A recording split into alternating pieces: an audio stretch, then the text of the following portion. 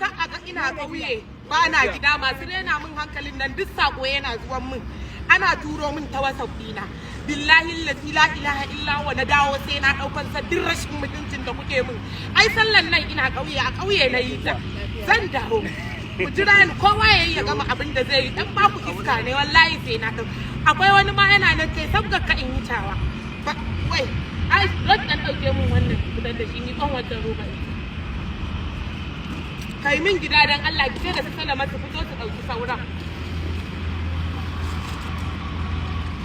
wallahi sai na daukan sa ai ba a sha na a warke zan dawo har inda kike ke ba wai kin yi Abuja ba ina nan din ai dan kiga kakkire na gona duk inda kike tunanin na gona ya wuce tunanin ki jin ga ya miki kai ita ma wannan rijiya